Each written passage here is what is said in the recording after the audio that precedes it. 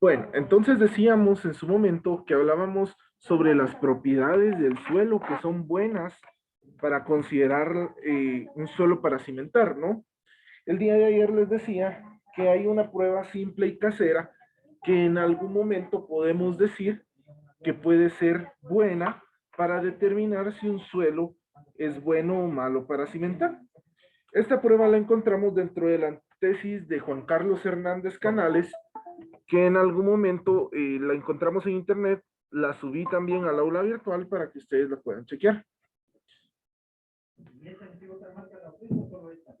Permíteme, vamos a ver si puedo activar mi cámara para poder enseñarles. En esta prueba no requerimos mayor técnica, ni tampoco mayor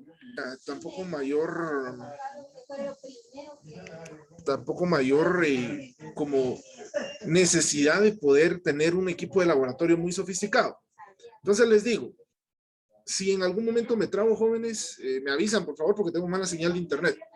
Entonces, veamos. Para poder sacar esta prueba, nosotros debemos de tener un bulto de tierra como tal, ¿sí?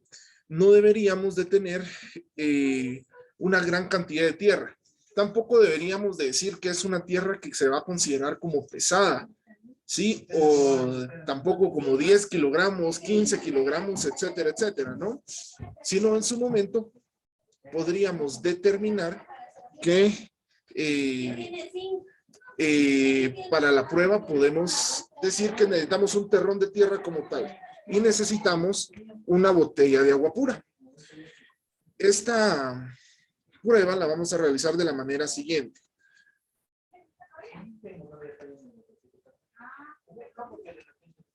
No sé si ya me escuchan bien, compañeros.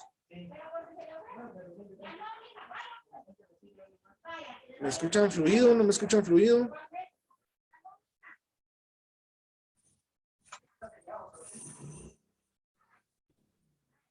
Bueno. Recortando el audio. Sí, cortando.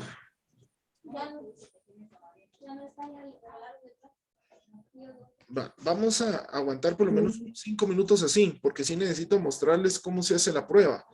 ¿Sí? Ya después de eso vamos a apagar todas las cámaras, tal vez así se mejora la conexión de internet. Entonces, digamos, necesitamos un terrón de agua y un terrón de tierra y una botella de agua pura. Lo que yo digo siempre es que tenemos que, la tierra que necesitamos, tiene que caber dentro de nuestro puño, ¿sí? Y tenemos que mantener el puño cerrado. Primera parte, deberíamos en algún momento echarle el agua sin que se disuelva toda la tierra, sin que se vuelva en algún momento, ¿qué les podría decir? Sin que se vuelva en algún momento como ya un lodo muy líquido, ¿verdad? Si no, tendríamos que decir que tendría que ser como una plasticina. Debemos de echarle agua de poco a poco, con tal de ir saturando de a poco nuestro estrato como tal, ¿verdad? Entonces lo que hacemos es venir y empezamos a amasar, valga la redundancia, como que si fuera masa para hacer tortillas. Entonces venimos y la empezamos a sobar entre nuestras manos como tal, hasta el momento de volver esta pasta de suelo un poquito más, un poco más, ¿cómo les diríamos? Como plástica, ¿sí? No tenemos que sobresaturar la prueba porque en su momento ya no serviría la prueba como tal, sino lo único que tenemos que hacer es llenarla de agua hasta volverla plástica. Primera parte. Segunda parte, empezamos a enrollar nuestra pasta en algún momento para volverla como un churrito de plasticina. Al tener ese churrito, este mismo debe ser un cilindro de manera uniforme, que no se le vean grietas y tampoco que se disperse, es decir, tiene que funcionar como plasticina, ¿sí? Ese es el punto exacto. Luego de ello podemos decir que si tenemos el puño así, tenemos que colocar la palma de la mano en la parte de abajo y empezar a darle golpes de esta manera a nuestro suelo como tal. Le tenemos que dar 25 golpes. A partir de estos 25 golpes, Entonces abrimos la mano y vemos el cilindro de tierra que tenemos. Si el cilindro de tierra empieza a sudar el agua, quiere decir que es bueno para cimentar. ¿Por qué? Pero va a sudar el agua, pero también no se va a deformar ni se va a agrietar. Esto va a cumplir con las necesidades de plasticidad, de cohesión y de poca impermeabilidad, ¿sí? Quiere decir que en su momento va a sudar todo el agua que tiene y que se va a comprimir sin deformarse conforme vayamos viendo nuestro estrato como tal. Ahora bien, esa es la primera prueba. La segunda prueba es que volvemos sin deformar el churrito, es decir, sin deformar el cilindro. Lo que hacemos es lo volvemos a apretar, tampoco muy fuerte, pero tampoco así que se salga, sino solo empuñamos la mano como tal y le volvemos a pegar 25 golpes.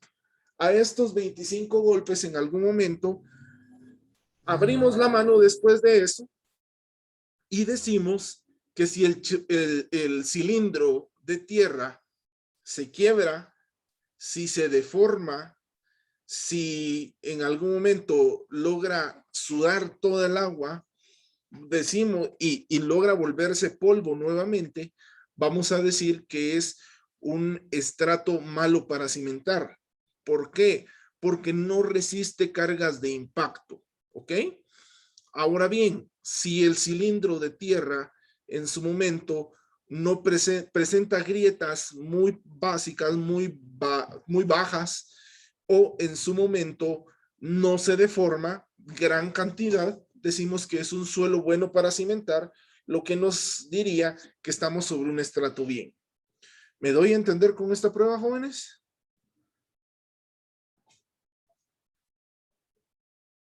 Es una prueba casera, ¿eh?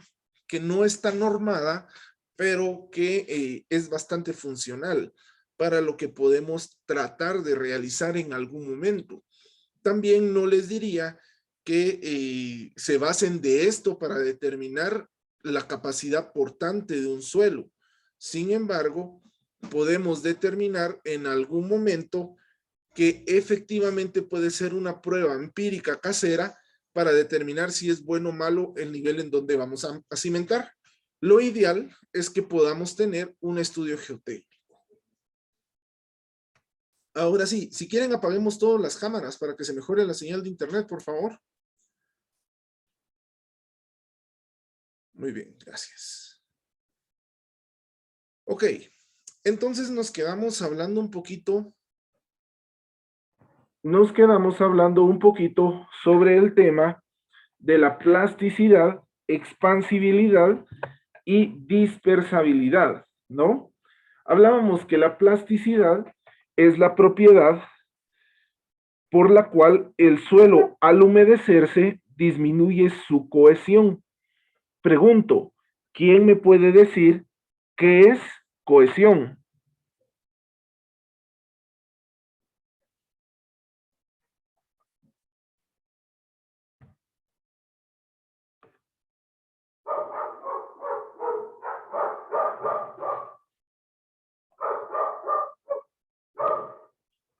Bennett, ¿qué entiendes por cohesión?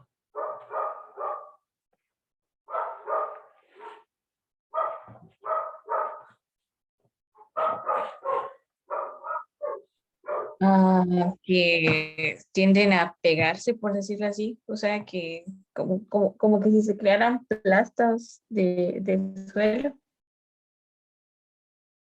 Ok, gracias. Cristian, ¿qué entendés por cohesión? Tal vez el suelo compactado, Inge. Sí.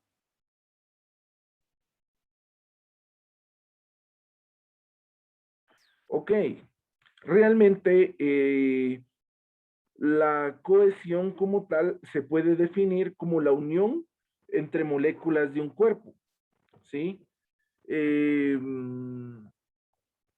Podemos definir en algún momento que es la cualidad que tiene un terreno para quedarse compacto.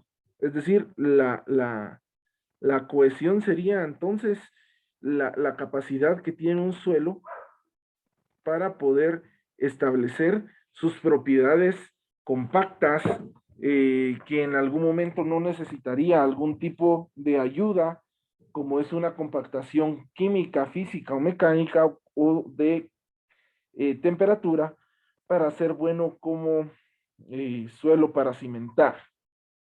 Hablando de esto, pregunto, ¿qué tipos de compactación conocen ustedes? Vamos a ver, Brian, ¿qué tipo de compactación conoces vos? ¿Me podrías decir?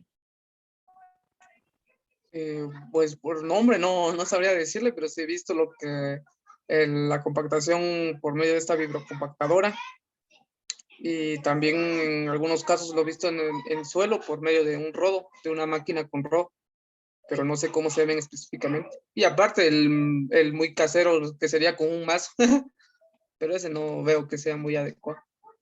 Son los que he visto. Ok, gracias. Creo que sí vamos bien. Vamos a empezar a hablar desde lo más básico, que es el mazo como tal. Bueno, el mazo como tal vendríamos diciendo que en su momento podría ser el tronco, un pedazo de tronco con dos palitos o dos varas o dos reglas colocadas en los lados, y va un albañil, un ayudante, un chalán, como le quieran llamar, levantando el tronco y dejándolo caer. En su momento esto genera fuerzas hacia el estrato, lo que harían en algún momento hacerle un suelo cohesivo, hacerle un suelo compactado, es decir, quitar el porcentaje de vacíos. Esto es bastante aplicable en viviendas muchas veces de personas que se dejan guiar por una persona no profesional para construir y diseñar. Sin embargo, les digo, si muy bien es una técnica que ha venido utilizándose de años, no es la mejor, por dos cosas. Primero, porque trataríamos nosotros de decir que en su momento no podemos nosotros calcular la fuerza con la que vamos a golpear el mazo, ¿sí?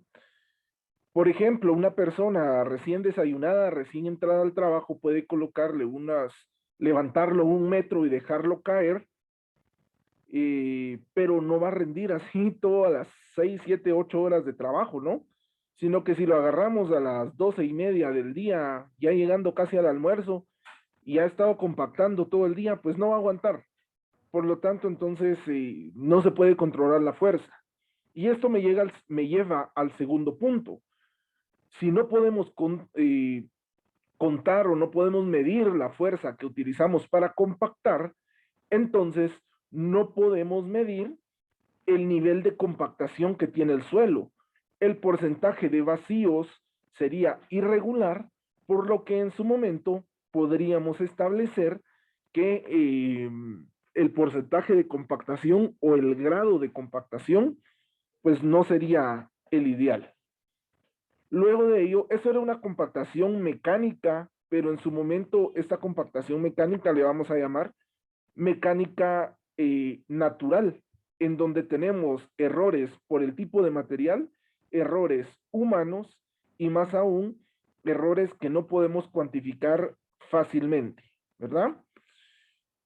Luego de esto tenemos las compactaciones mecánicas hidráulicas, que es donde nosotros vamos a tener ya la ayuda de una herramienta, la cual sí podemos en su momento, pues, controlar la velocidad de compactación, el grado de compactación o también la fuerza que vamos a estar ejerciendo.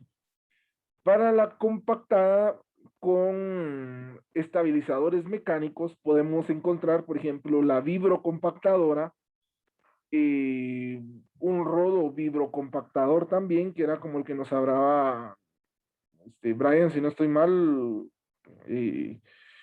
Podemos encontrar lo que usualmente se le llama bailarina o la pata de cabra, que es lo que utilizamos para construcciones de bajo impacto, la plancha vibratoria, que en algún momento suele utilizarse para compactación, los rodos vibrocompactadores, que son para tener un alto grado de compactación, tanto utilizados los que son de un solo eje, como los que son maquinaria pesada utilizada para carreteras. Cada uno de estos tiene como su maña, si lo queremos ver así, tendría en algún momento su chiste, ¿verdad? Eso lo vamos a ver un poquito más adelante. Pero ojo, la compactación como tal muchas veces no sirve para poder definir si un suelo es blando, si un suelo es duro, o medir simplemente el grado al cual nosotros nos vamos a referir cuando realicemos una compactación, sino muchas veces necesitamos tener ciertos métodos de estabilización para poder definir que un suelo ya está listo para compactar. Pregunto para Pauli, ¿qué es estabilización?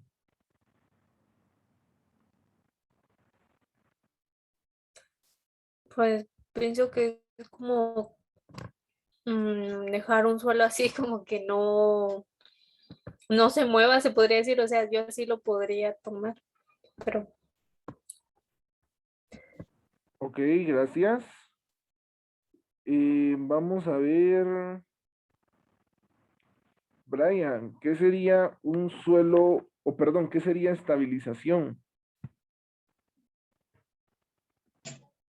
Quizás sería llegar al máximo grado del suelo para que soporte peso. Podría ser. Ok, muy bien. Vamos a construir a partir de las dos definiciones que nos dieron ustedes una definición un poco más técnica. La estabilización se refiere a un proceso mecánico, físico, químico o térmico que nos va a permitir eliminar el porcentaje de vacíos y aumentar la capacidad portante de los suelos, es decir, cuánto va a soportar de carga, ¿no? La estabilización es muy importante para la que nosotros podamos venir y definir que un suelo es muy bueno. Recuerdo yo que hace cierto tiempo les comentaba que en San Pedro, por ejemplo, y parte de San Marcos, logramos ver valor soporte del suelo de 6 toneladas por metro cúbico. Y déjenme decirle que 6 toneladas por metro cúbico es un suelo malo para cimentar. Lo que se haría sería combinar un proceso de estabilización con un proceso de compactación para aumentar la capacidad portante del suelo.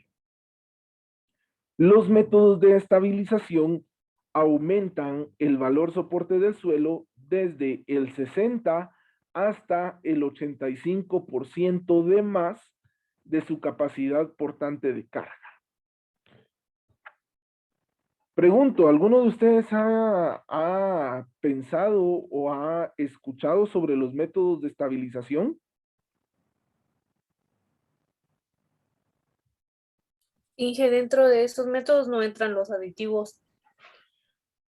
¿Qué tipo de aditivos, Pauli? Es que yo he visto que, bueno, he escuchado que hablan sobre como aditivos que le dicen mecánicos, no sé cómo le dicen para que el suelo también se estabilice, pero no sé si entra ahí o es meramente con máquinas o no sé. Ok, voy a escuchar a alguien más si sabe de qué método de estabilización y después te respondo. Jóvenes, ¿alguien más que quiera opinar? Bennett, Inge, a ver. yo he escuchado el método de estabilización de suelos de arcilla, por decirlo así, Ajá. o de barro, que es por medio de los desestabilizadores de cal Ajá. para desactivar la capilaridad del suelo, por decirlo así. Ok, muy bien. Excelente respuesta. Cristian.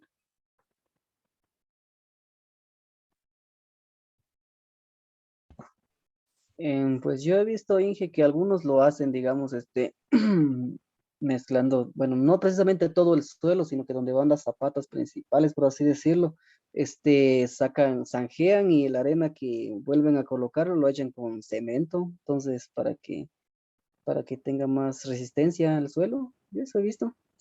Ok, Incluso lo he hecho. muy bien. Vamos a ir por pasos. Voy a responderle primero a Pauli. Ah, gracias, por supuesto. Buena respuesta. Fíjate que sí, dentro de los estabilizadores, como les había mencionado en algún momento, hay una estabilización mecánica que es mediante procesos de compactación. Hay una estabilización que se le llama térmica, que es mediante la infusión de calor para eliminar el porcentaje de vacíos y de humedad. Hay alguna estabilización física, que es con medios físicos agregándole ciertas propiedades de más a nuestro suelo como tal. Y por último, hay estabilizaciones químicas. Dentro de estas estabilizaciones químicas, pues suelen estar este tipo de aditivos que en algún momento se le pueden colocar a nuestro suelo para que mejore su capacidad portante. Usualmente se le coloca aditivos cuando, por ejemplo, se tratan limos o arcillas para poder tener en algún momento una plasticidad menor.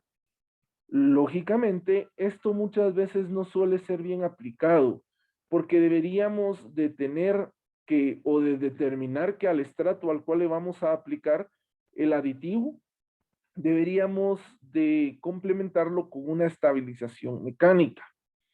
Ahora bien, los aditivos usualmente se utilizan para dos cosas. Primero, para reducir los sulfatos o azufres que existan en el suelo que puedan corroer a nuestro acero o a nuestro concreto. O en algún momento en las playas se puede utilizar un aditivo para evitar que las sales puedan generar óxido dentro del acero como tal, ¿verdad? Sin embargo, no son la estabilización más aplicada dentro de nuestro método de nuestros métodos de estabilización. Primero, porque a veces suele ser algo caro, y segundo, porque suele ser compleja ¿cómo le diríamos? Suele ser compleja su aplicación y no muchas personas saben aplicarlo, a menos de que recibamos un curso especial como tal, ¿no? Ahora bien,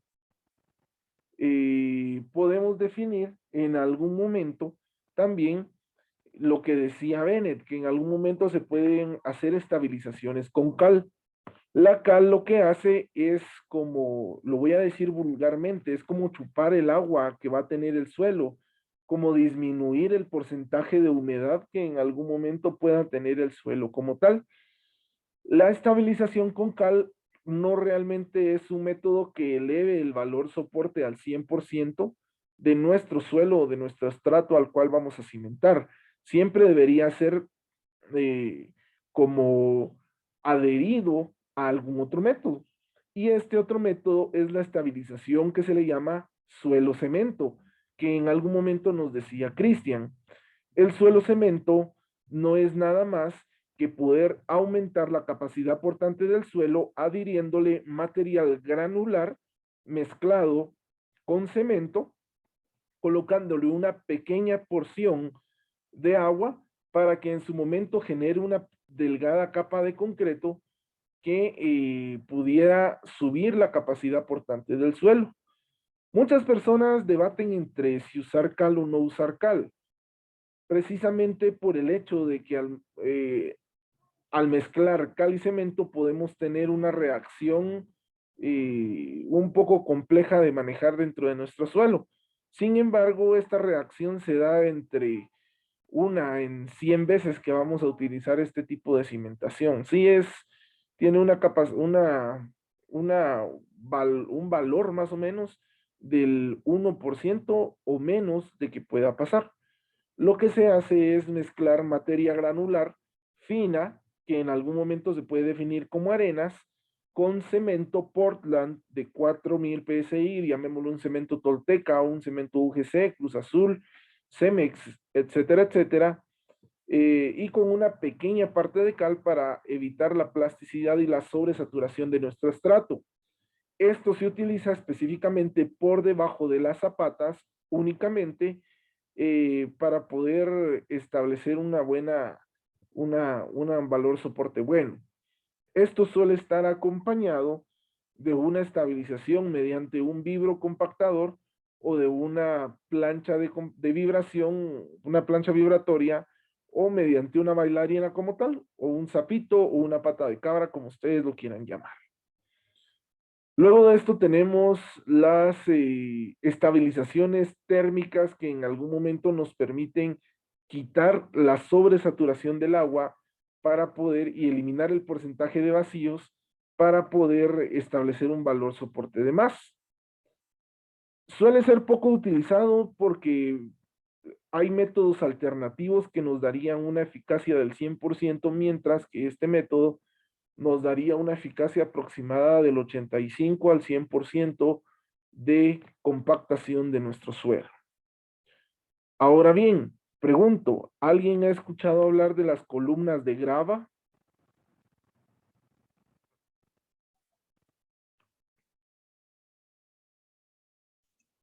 No, ingeniero. Lo que sí había escuchado, ingeniero, no sé si tenga algo que ver, o yo lo vi en una ocasión cuando se iba a hacer un tratamiento de suelos donde habían recomendado hacer esa estabilización con cal, pero también habían dicho que la mejor opción ahí era utilizar una losa de cimentación. Yo no sé si eso también sea como algún tratamiento de suelo, porque al final es una cimentación uniforme que se puede utilizar cuando hay un suelo así no muy bueno. Pues eso es lo que yo entendí cuando vi ese tipo de recomendaciones para ese mejoramiento de suelo. No sé si se entre ahí entre una estabilización. Sí se le podría llamar como una estabilización, entre comillas, muy grandes, porque lo que estamos haciendo en algún momento con una losa de cimentación es crear una zapata gigante que sea del tamaño del terreno donde vamos a construir para poder distribuir las cargas de manera uniforme.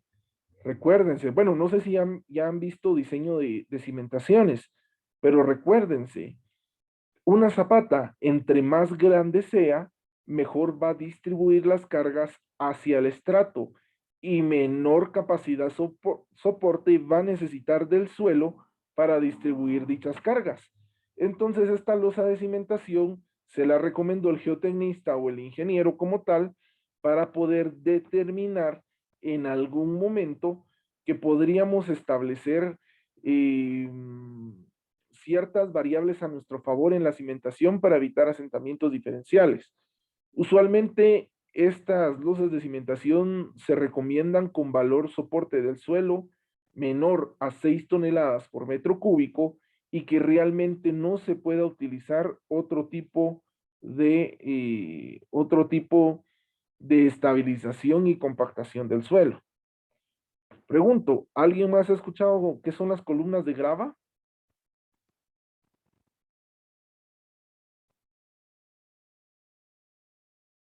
Ok, las columnas de grava, en su momento, las podemos definir como unas columnas como tal que van enterradas debajo de la cimentación. Las columnas de grava no son nada más que columnas de piedra o de piedrín, que en su momento se colocan por debajo de la cimentación. Se colocan en una altura de no menor a 2 metros y no mayor de 6 metros, compactadas con vibrocompactador en 3 capas como tal. Las capas no deben ser mayores de 75 centímetros para que logren compactarse. Estas se colocan debajo del 80 al 90% del área de la zapata. Son como pozos que abrimos en el suelo y que volvemos a rellenar con un material gravoso para poder aumentar la capacidad portante del suelo. Las columnas de grava han venido en auge desde hace ya varios tiempo o varios años para sustituir el suelo cemento o la estabilización con cal, porque el suelo cemento y la estabilización con cal en algún momento nos permite colocar o poder establecer dos cosas. Primero, que nos permite llegar a un 75% más de compactación de nuestro suelo. Sin embargo, debemos de tener cierto estándar de calidad y una supervisión un poco mayor. Ahora bien, las columnas de grava deberíamos de tener un material gravoso o de roca bien graduado, que usualmente se utiliza piedrín de 1 pulgada o piedra bola que en su momento tenga, no sea tan bola, sino que tenga segmentos angulares para poder compactarse, ¿verdad? La compactación mediante columnas de grava en su momento, pues nos va a permitir llegar a un porcentaje de compactación entre el 80 y 90% por encima del valor de compactación que ya hemos tenido. Por ejemplo, si tenemos un valor soporte del 10% y utilizamos una columna de grava bien diseñada y que nos va a decir que va a ser funcional, podríamos llegar hasta 19 toneladas por metro cuadrado. Y créanme que tener 19 toneladas por metro cuadrado en estos tiempos ya es algo bastante bueno para poder cimentar, ¿verdad? Ahora bien, aquí viene la tarea para la próxima semana. Por favor, realicen una investigación de lo que es columnas de grava y estabilización mediante suelo cemento. Y la vamos a entregar para el próximo día viernes. Anidado a eso, pues yo les voy a dar una clase más en específico solamente de eso. Nos dice Estuardo en el chat que son como pilotes. Sí, pero los pilotes son un tipo de cimentación media y las columnas de grava son un tipo de estabilización, porque las columnas de grava solo es grava compactada. Los pilotes son de concreto armado que van hincados a una profundidad bastante grande hasta encontrar un estrato firme que nos permita soportar las cargas de diseño. Me imagino que eso cuando vean diseño estructural 4, pues lo van a poder chequear, ¿verdad? Veamos entonces. La expansibilidad consiste en el aumento considerable de su volumen, a consecuencia de cambios de humedad, así como por la disminución de carga al extraer los suelos por excavación. Este fenómeno es propio de los suelos con presencia de arcillas expansivas. Ok, hemos visto las arcillas, pero no hemos visto las clases de arcillas. Yo puedo decir generalmente y sin miedo a equivocarme que las arcillas son malas para cimentar. Las arcillas tienen una capacidad horrible de expandirse y comprimirse conforme se les aplique o calor o humedad, y peor si es una saturación o si es sobresaturación como tal. Entonces, mucho ojo, la expansibilidad a veces no la podemos controlar al 100% porque ya es parte de la capacidad natural de la arcilla. Por lo tanto, si nosotros tenemos arcilla, tenemos tres opciones para cimentar. Primero, tener una combinación entre una estabilización química y una estabilización mecánica, que es lo que la mayoría de profesionales hace. Primero. Segundo, el poder excavar dejando atrás la arcilla hasta encontrar un suelo bueno para cimentar. Y tercero, no utilizar una cimentación superficial, sino utilizar pilotes como tal, ya que los pilotes pues suelen ser una serie de agujeros en el suelo con un diámetro no mayor a medio metro, pero con una gran profundidad, lo que nos sirve a nosotros para poder determinar pues qué tan bueno o qué tan malo será nuestra cimentación. La dispersabilidad en algún momento la puedo definir como la propiedad que caracteriza a los suelos con contenidos de sales solubles, lo que nos da a la separación de los componentes del suelo a consecuencia de la humedad. Era lo que hablábamos cuando inicialmente les decíamos que teníamos en algún momento suelos que podrían tener, que podrían, perdón, no tener, sino que podrían ser quebradizos o frágiles cuando nosotros hacíamos la prueba que en algún momento le podríamos llamar una prueba de impacto, ¿verdad? Que era con el cilindro o el chorrito este que les decía yo de suelo sobresaturado. La dispersabilidad es la causante de la licuefacción y de los asentamientos diferenciales como tal. ¿Por qué? Porque en algún momento sí se separan las partículas de acuerdo a las sales, a los azufres, a los sulfuros, a los sulfatos, etcétera, etcétera, qué elementos pueda contener el suelo de acuerdo a sus minerales, pues podemos decir que se van a dispersar. El suelo que es altamente dispersable es un suelo blando, siempre, y que en algún momento podemos decir que cuando se le aplica humedad, cuando se satura o se sobresatura, podríamos decir que genera una capa como una capa de protección hacia el suelo, lo cual daría como fruto o como resultado un asentamiento diferencial, teniendo así fallas en nuestra cimentación como tal. El agua es el agente que produce este fenómeno para disolver sales y forma escamas del suelo que se dispersan en lámina tras lámina. Al final, el suelo se diluye, originando vacíos, provocando el hundimiento de la superficie, como se los comentaba anteriormente. Por ejemplo, ¿se recuerdan de lo que pasó en México? Si no estoy mal, era en Puebla, donde abajo de una casa el suelo se empezó a crear licuefacción, es decir, se creó como una lagunita. Bueno, pues en su momento podemos decir que esto fue provocado en algún momento porque el manto freático se movió o estaba muy cercano a la superficie y ahí decidieron construir, y segundo, por la dispersabilidad de sus partículas. Si ustedes me preguntan, miren, Inge, pero ¿y cómo fue que se creó ese gran boquete que en algún momento tenía suelo? ¿A dónde es que se fue el suelo? ¿Será que se lo tragó la tierra? ¿Será que una maquinaria lo sacó? Etcétera, etcétera. Pues no. La licuefacción muchas veces lleva dispersabilidad, es decir, que las partículas de suelo se desprenden una por una, creando así grandes vacíos o grandes boquetes que en su momento suelen darse por que es una parte de la naturaleza del suelo como tal. ¿Lo podemos controlar? Claro que lo podemos controlar mediante un porcentaje de compactación mayor y en una utilización suelo-cemento adhiriéndole cal para evitar la dispersabilidad como tal. ¿Sí?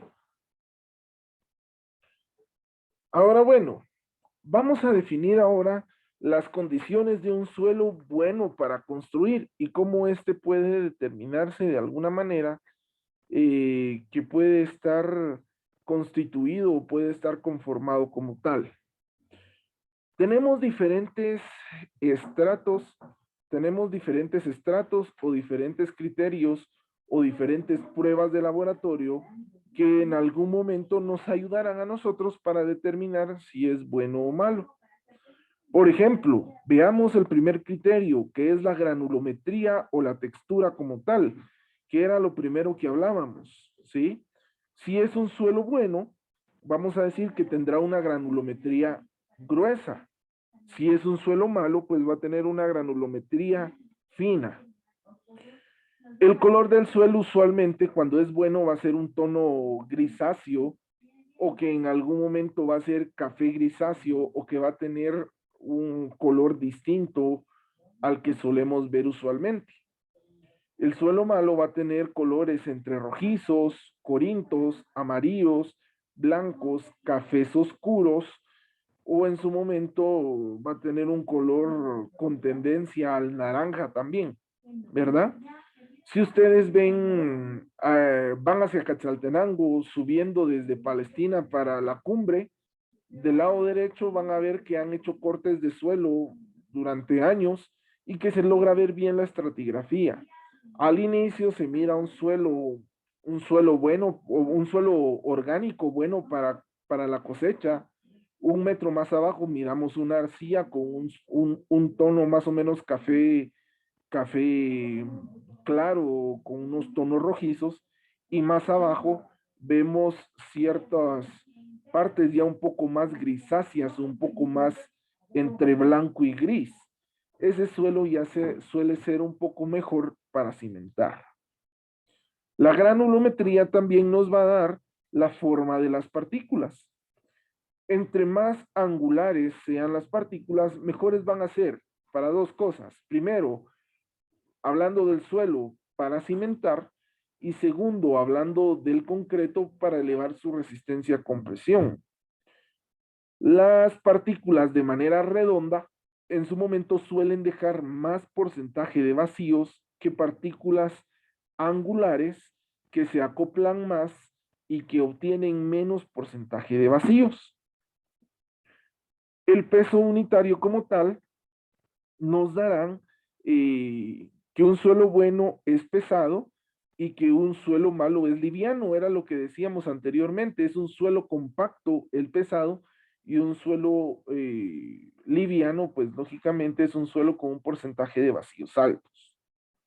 La granulometría también nos va los tamaños de estratos que vamos a tener. Pregunto, ¿qué es un estrato heterogéneo? Era el que tenía distintos, ay, ¿cómo lo decía?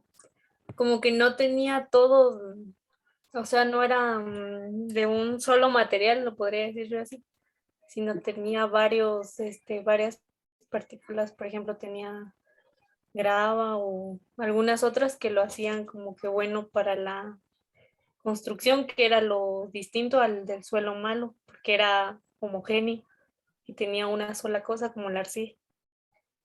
Ok, gracias. Sí, precisamente un suelo heterogéneo es aquel que se compone de varios tamaños de partículas, que estos varios tamaños nos van a servir para que se acomoden entre sí y puedan generar menos porcentaje de vacíos, menos aire, menos inclusión de vacíos, perdón, y más porcentaje bueno para su compactación. Sin embargo, si tenemos un suelo homogéneo, siempre va a ser malo, porque o va a ser muy grueso o va a ser muy fino, por lo que entonces va a generar un gran porcentaje de vacíos. La preconsolidación nos habla en algún momento de qué tan duro o qué tan malo o qué tan bueno va a ser nuestro suelo. Si nuestro suelo es compacto y firme, pues va a ser bueno. Si es un suelo malo, pues va a ser blando o va a ser suelto. Les pregunto, supongamos que ya están ustedes en su examen privado. Le voy a preguntar a Estuardo, por ejemplo, ¿cómo puedes determinar en obra, sin un instrumento muy avanzado, la preconsolidación del suelo? Es decir, ¿cómo determinar si es compacto o si es blando?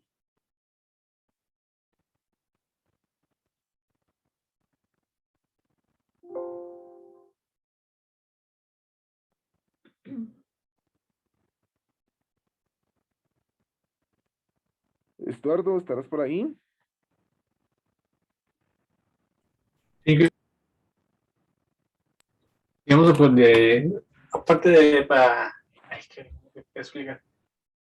Digamos, aparte de eso, tiene que ser un análisis para ver si es o no es blando lo que es el terreno. Claro, por supuesto.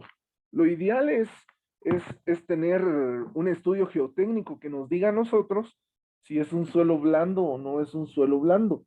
Sin embargo, yo te digo, vas vos a ver un terreno, por ejemplo, en las hierbabuenas, y la persona que te está contratando le dice, arquitecto Orozco, mire, ¿me puede decir usted si mi suelo es bueno o malo para cimentar? ¿Va? ¿O es bueno o malo para usarlo en mi construcción? ¿Cómo sacarías vos esa conclusión?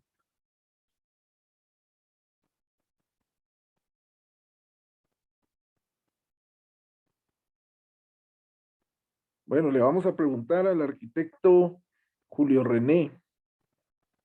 Arquitecto, ¿me podría decir usted cómo calcularía eso? Buenas noches, Inge. Está complicado. No,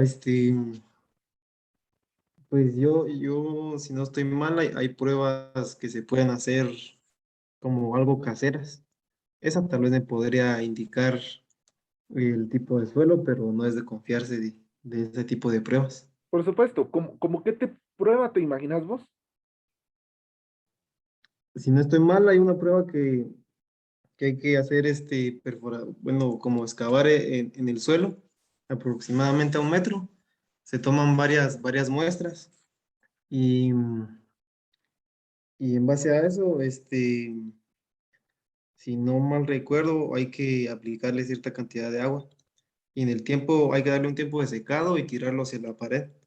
Entonces eso nos indica más o menos el tipo de suelo. Yo recuerdo eso. Ok, muy bien, gracias Julio. Sí podría ser una prueba, pero ya sería el excavar, el sacar el suelo, el saturarlo, el Inge, secarlo va a ser complejo. A ver, Pauli. bueno, yo digo que sí haría y vería que de seguro sembraron ahí es porque sí, si no va a estar tan bueno, pues.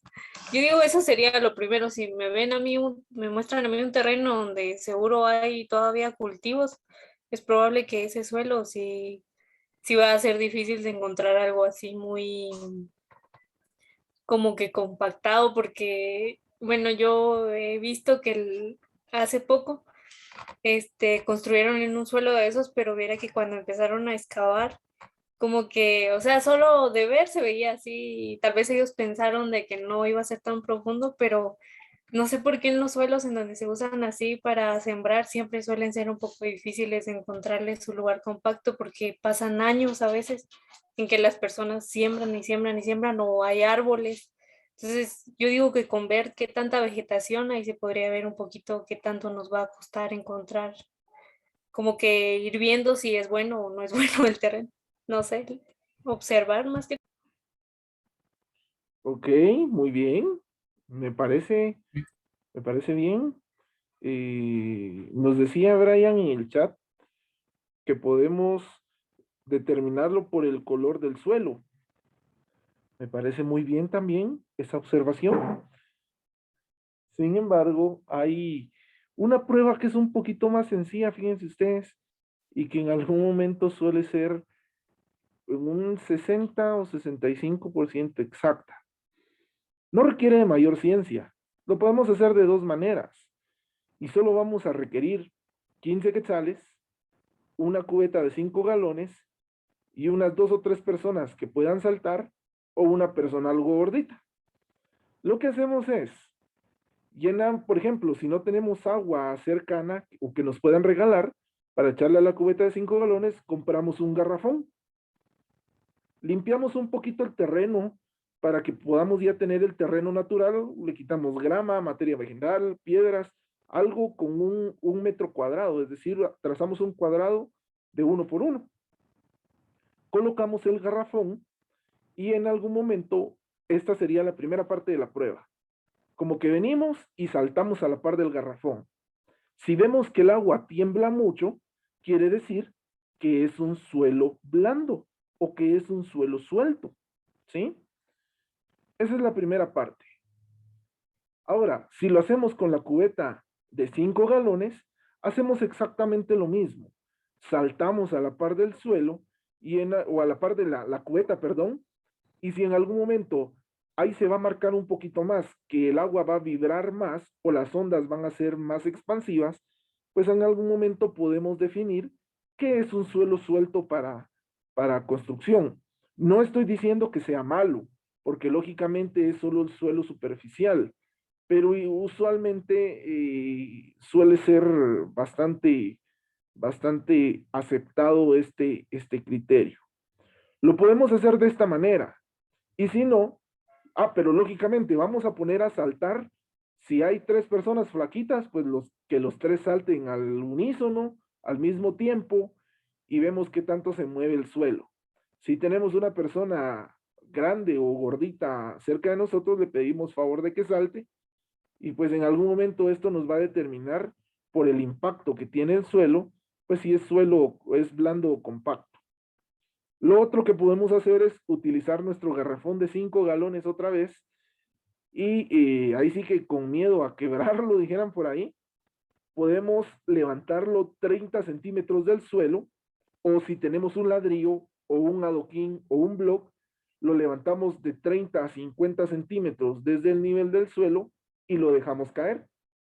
Si la tierra vibra, pues en su momento podemos decir que es blanda, primero. Y segundo, si en la tierra se logra ver un asentamiento de 2 o 3 centímetros, pues también podemos decir que tiene alto porcentaje de vacíos, por lo cual decimos que es un suelo suelto.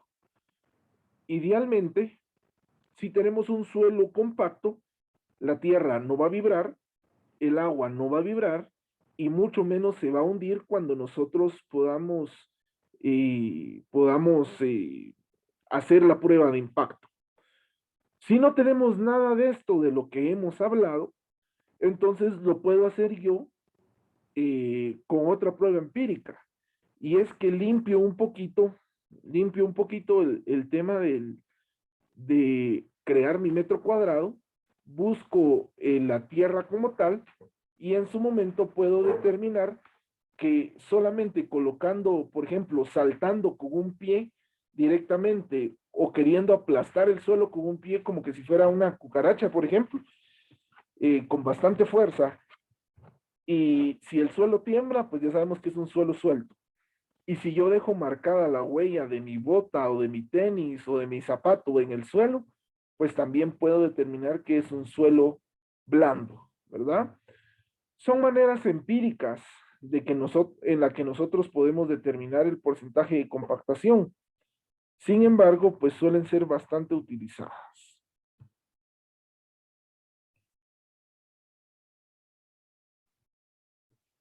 No sé si ya me escuchan bien, compañeros. ¿Todavía se siguen recortando?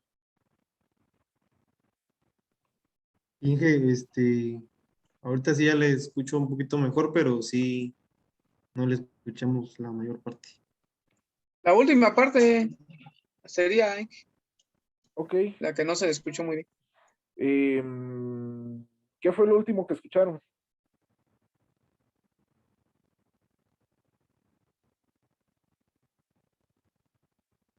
Donde dijo que saltó. Yo creo que algo así.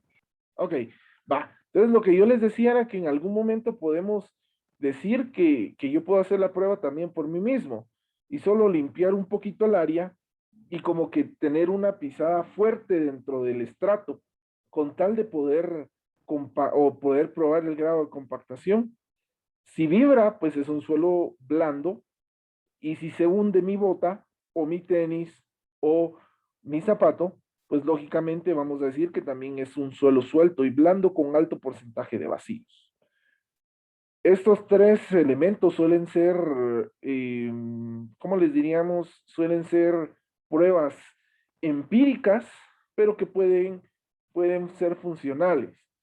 Ojo, ninguna de estas pruebas va a sustituir a un estudio geotécnico. Por favor, si tenemos los recursos, si tenemos la capacidad de hacer el estudio geotécnico y nuestro cliente lo quiere hacer, por supuesto, pues hagámoslo la cantidad de veces que sea necesaria para poder determinar las características del suelo. Pregunto, ¿qué es el nivel freático? Es el nivel donde se encuentra el agua, más o menos, ¿no? Sí, exacto. El nivel freático es el nivel donde hay humedad, donde hay agua. Usualmente un suelo bueno para compactar, podemos decir que el nivel freático va a estar lejano hacia o del suelo en el cual vamos a cimentar. Cuando el nivel freático está cercano al suelo, pues lógicamente podemos determinar que ahí no debemos de construir. ¿Por qué? Bueno, porque ahí ustedes saben que cuando un suelo se sobresatura, va a tender a bajar su capacidad portante, por lo que en algún momento podemos determinar que sí es necesario quitarle esa cantidad de humedad o de sobresaturación con algún método químico, o en su defecto un drenaje francés, por ejemplo. ¿Cómo calculamos nosotros si el nivel freático está cercano a nuestro suelo cimentar? Bueno, idealmente hay partes o hay estudios que nos darían esto. Sin embargo, esos estudios suelen ser algo caros. Lo que yo les recomiendo hacer, por ejemplo, es en el lugar en donde ustedes vayan a excavar o vayan a colocar su cimentación, por ejemplo, hagan una calicata. Por ejemplo, si van a poner la cimentación a 1.50, pues la calicata va a tener que tener 1.50 también. En su momento, también podemos determinar que vamos a hacer un pequeño agujero en donde vamos a cimentar y lo vamos a dejar 24 horas.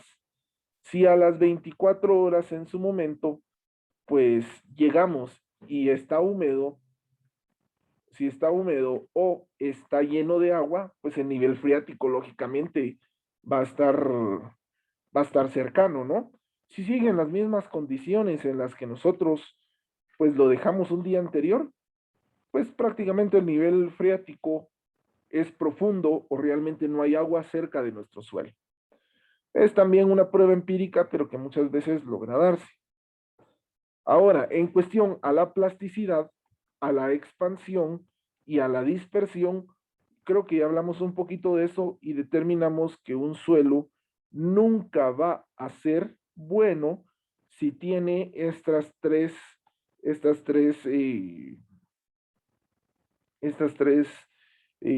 características como que positivas, ¿va? Siempre tenemos que decir que no es plástico, que no es expansivo y que no se dispersa por ningún motivo, sea seco o saturado. También debemos de medir su propiedad de ser un suelo colapsable. Un buen suelo se va a mantener estable, mientras que un suelo va a colapsar fácilmente. Y esto lo podemos ver cuando abrimos una zanja de cimentación, por decirles algo. ¿Por qué les digo esto? Bueno, porque en algún momento podemos determinar, por ejemplo, si yo me paro a la orilla de un suelo que no es bueno, cuando se estaba aperturando la zanja, lógicamente el suelo va a colapsar y entonces se va a empezar a caer o a desmoronar poco a poco, a diferencia de un suelo que no va a ser colapsable al 100%. ¿De qué depende que un suelo sea colapsable o no? Depende del ángulo de fricción interna del estrato. ¿Qué es el ángulo de fricción interna? Pues es el ángulo en que las partículas van a estar unidas sin importar la carga que tengan, ¿sí? Por ejemplo, podemos decir que un suelo con un alto ángulo de fricción interna va a ser un suelo estable, y un suelo que tenga un bajo ángulo de fricción interna va a ser un suelo colapsable. ¿Quién nos da ese ángulo de fricción interna? Pues lógicamente, insisto, el estudio geotécnico. La mayoría de los estudios geotécnicos que yo he visto en el área central de San Pedro han tenido un ángulo de fricción interna desde los 35 hasta los 20 grados, siendo los 20 grados los suelos que son no tan estables, ¿verdad? Y por último vamos a tener el material orgánico. Recuérdense, el material orgánico es malo para establecerlo con cimentaciones, por lo que ya habíamos visto el día de ayer. Podemos tomar este listado como un checklist de lo que realmente podemos chequear al momento de diseñar nuestra cimentación. Y ojo, esto son lo más básico que podemos tener para poder construir un cimiento o una edificación sismo resistente como tal, que ese es el punto al que estamos llegando, ¿no? Si estamos construyendo, por ejemplo, en el lado norte de Petén, en el lado norte de Alta Verapaz, cercano a Belice, etcétera, etcétera, pues ahí no nos dan tanta restricción de la sismoresistencia, por lo que en su momento podemos decir que, por ejemplo, un suelo puede ser compacto, pero es plástico, pues podemos utilizar algún método. Sin embargo, si estamos, por ejemplo, en el occidente, en el suroccidente, en el sur o en el valle central, o en el suroriente o en el oriente como tal, pues ya sabemos que tenemos en algún momento altos índices de sismicidad, lo que nos daría a nosotros entonces tener que hacer una estructura sismoresistente como tal. Veamos por último entonces, ahora las propiedades y las características y para qué se puede utilizar y para qué no se puede utilizar los diferentes clases de suelo, ¿verdad? Entonces, la grava, a la cual le vamos a llamar un suelo gravoso, va a tener una característica de ser piedras o pedazos de rocas redondeadas o con secciones angulares de diferente tamaño, como una pelota, como un grano de maíz, como un casco, etcétera, etcétera. Puede estar mezclado con arena, limos y arcillas, siempre en menor proporción, teniendo siempre la presencia mayoritaria de la grava para considerarse bueno.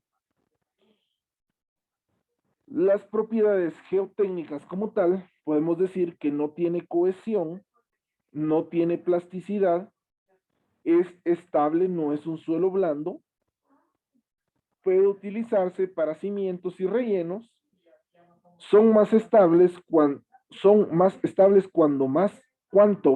más heterogéneos sean en tamaño y en la formación de sus componentes.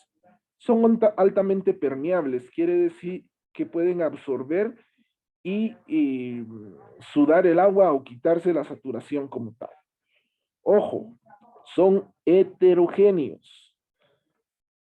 Para que nosotros podamos determinar un suelo como gravoso, el 80% de su granulometría debería ser o debería estar en estado rocoso o debería detenerse como una parte mayor de grava y compensado con una lima, con un limo, perdón, con una arcilla o con arena siempre en menor cantidad. La arena, los limos y las arcillas nunca deben ser mayor del 50% en ningún tipo de suelo. Se pueden utilizar como fundación de obras de drenes, filtros de material, o lo podemos utilizar para drenajes, como cimentación como tal, o en algún momento podemos determinar que se podría utilizar para suelo cemento también o para poder tener una columna de grava. Veamos ahora los suelos de arena o el suelo arenoso. Sus características nos dice que son granos sueltos del tamaño comprendido entre los 2 milímetros y un 16avo de milímetros. Es decir, un tamaño parecido al azúcar. Imagínense qué pequeño sería. Se distinguen claramente los granos individuales sin plasticidad ni cohesión, o sea, no se pueden compactar y no se comportan de manera plástica. Cuando la arena está seca, no es posible moldearla con las manos, es áspera, es capilar y puede ser mezclada con gravas, limos y arcillas, ¿sí? Sus propiedades geotécnicas nos dicen que las arenas homogéneas y sueltas se densifican y asientan con vibraciones sísmicas y el propio peso de la estructura que soportan. Cuando se saturan de agua, pueden fluir fácilmente y pierden su capacidad portante.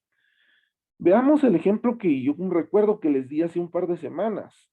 Cuando vamos a la playa, por ejemplo, y estamos cerca del mar, cuando viene una ola, ¿qué es lo que provoca? Que nosotros nos vayamos hundiendo cada vez más por dentro de la arena. ¿Por qué?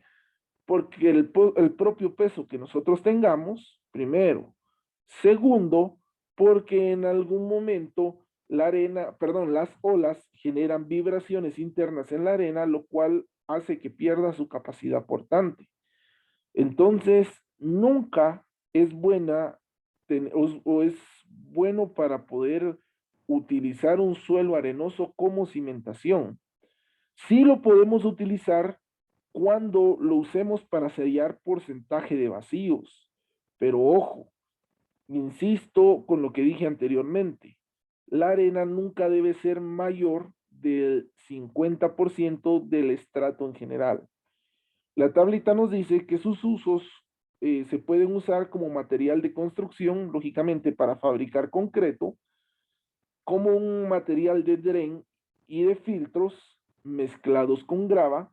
Recuérdense, y por eso hablé del drenaje francés, la arena y el piedrín suelen ser filtros bastante buenos para el agua, que hacen que se vayan a la parte de abajo de cualquier tubería, de cualquier dren, y que pueden filtrar el agua de buena manera. No son aptos para cimentar viviendas u obras con cimientos usuales o corrientes. En algún momento, como decía alguno de sus compañeros, ¿se puede utilizar una losa de cimentación sobre las arenas? Sí, sí se puede, pero lógicamente utilizar eso requeriría un alto grado de compactación y un control de calidad muy bien diseñado para que nuestra edificación no pueda sufrir asentamientos diferenciales. Ahora bien, la arena no provoca asentamientos parejos o generales, como en su momento le podríamos decir, sino podría determinarse que en algún momento esto generaría asentamientos diferenciales sectorizados en alguna parte de la construcción. Veamos los limos, lo cual le vamos a llamar un suelo limoso. Son granillos o granos escasamente visibles, pero muy pequeños, siempre suelen ser un material uniforme. Si lo metemos entre los dientes, pues rechinan, tienen una escasa plasticidad, puede tener cohesión, por supuesto, sí se puede compactar, pero lógicamente, como no tiene plasticidad, pues no va a durar mucho compactado. Debe cuidarse en distinguir arena fina, arcilla y un suelo limoso, ya que tienen propiedades muy parecidas.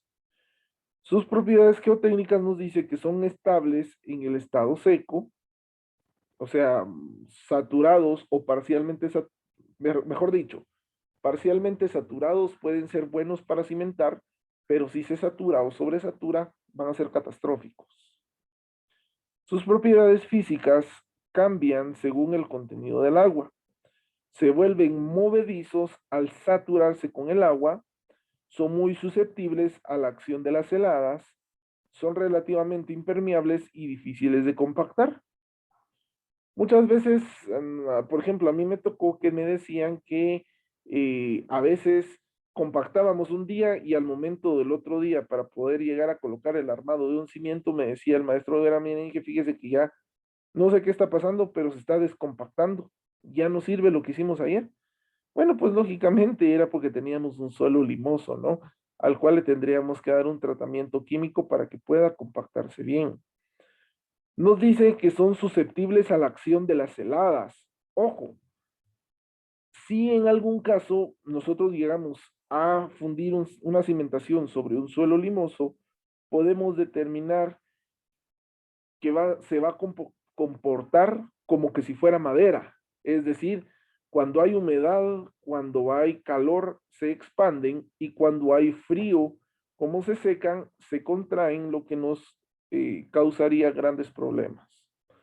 Su uso nos dice que se puede usar como material impermeabilizante y para ligar, no apto para edificaciones de viviendas con cimientos corrientes. Es decir, lo podríamos utilizar con una losa de cimentación, con pilotes, con columnas de grava, pero no colocar una zapata directamente sobre el suelo limoso.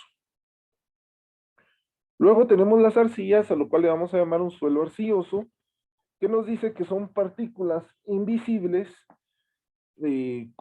más finos que los limos, van a tener una alta plasticidad, van a ser cohesivos cuando están mojados. al ser apretada entre los dedos, forma una cinta larga, delgada y flexible, parecida a la plasticina. Cuando está seca es dura y difícil de romper con las manos, es decir, se vuelve impermeable. Ustedes saben que las arcillas se utilizaban usualmente para hacer construcciones de adobe, por ejemplo, ¿verdad? Son buenas cuando se secan, pero ojo, cuando se secan mecánicamente, no naturalmente. Si se secan naturalmente y luego se vuelven a saturar, pues lógicamente van a tener resultados catastróficos. Dentro de sus propiedades geotécnicas nos dicen que son plásticas, oponen poca resistencia a la deformación cuando están húmedas, sufren grandes cambios de volumen cuando cambian su contenido de agua, tienen elevada compresibilidad y de regular a deficiente resistencia al corte. Creo que esto ahora habíamos hablado de la resistencia al corte, pero recuérdense, un suelo debe de soportar 3 esfuerzos: flexión, compresión y corte, ¿verdad? El corte usualmente va a fallar un suelo cuando se dan asentamientos diferenciales. Su uso nos dice que se puede utilizar para impermeabilizar canales con como material de ligazón, perdón, no apto para edificar viviendas con cimientos corrientes. Si se dan cuenta, la arena, el limo y la arcilla no son buenos para utilizarse como cimentación. Por último tenemos la turba, a lo cual le vamos a llamar que va a ser un suelo orgánico como tal, ¿verdad? Que es una materia orgánica descompuesta, usualmente de color oscuro o color negro, muchas veces tiene mal olor y se encuentra en un depósitos de pantanos o ciénagas, o son materiales buenos para poder realizar siembras. Puede estar mezclado con arenas finas, limos o arcillas. Son esponjosos, hay tendencia a crear orquedades de putrefacción y a cambiar sus características físicas por alteración. Son altamente compresibles. Un suelo compresible nunca va a ser bueno para cimentar. Este suelo es descartado y se considera como malo para la fundición y como material de construcción como tal. Lo podemos utilizar como elemento decorativo, como elemento para poder en algún momento sembrar o colocar cierta, o debajo de, ¿qué les diría yo?, de pasto, de árboles, etcétera, etcétera, pero para nunca poder cimentar. Si ustedes se dan cuenta, el único material que es bueno netamente para cimentar es el suelo gravoso, que va a tener un alto valor soporte, pero cuando hablo de suelo gravoso no quiero decir que es puro piedrín o pura roca sobre el cual vamos a cimentar, ¿verdad? Siempre debemos de tomar en cuenta que un suelo gravoso se va a componer principalmente de grava, pero también puede tener arcillas, limos o arenas que van a hacer que sus propiedades mecánicas varíen dependiendo del lugar en donde nosotros estemos, perdonen, sobre donde nosotros estemos cimentando como tal. ¿Alguna pregunta, compañeros?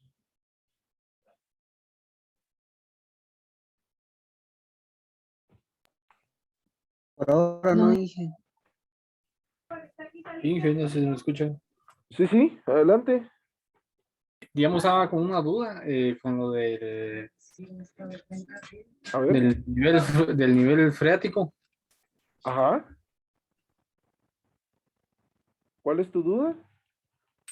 Era que, digamos, ahí con mi abuela, digamos, tienen la construcción, pero es de un nivel, son aquellas que hicieron por el gobierno, pero dentro de la vivienda hay un pozo de años, ¿verdad? Ajá. Que tienen ellos.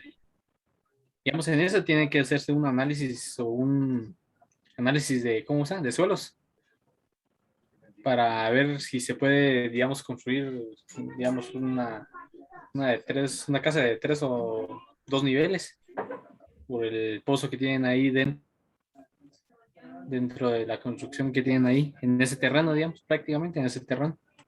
Ok, gracias por tu duda. Lo ideal sí es que hagan un estudio geotécnico para poder determinar qué tan buenas características tiene el estrato que se está o que se va a utilizar para cimentar.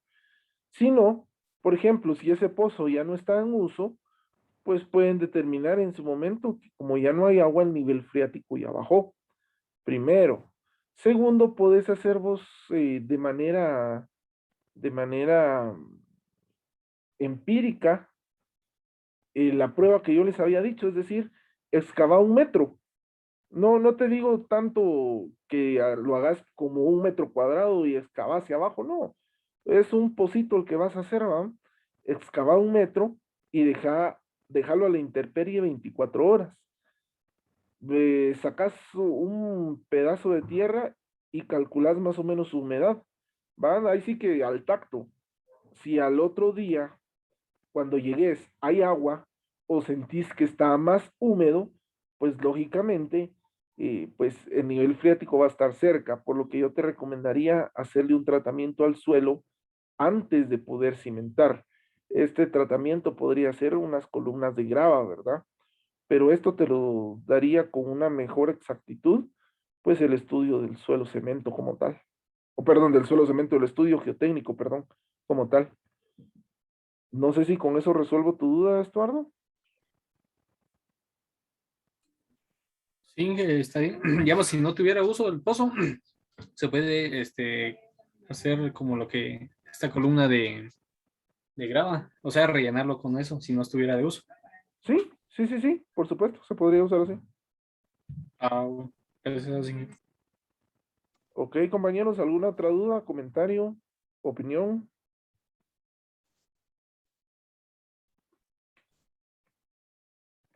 Bueno, compañeros, entonces, si no hay ninguna otra duda, vamos a dejar el Zoom hasta el día o hasta acá.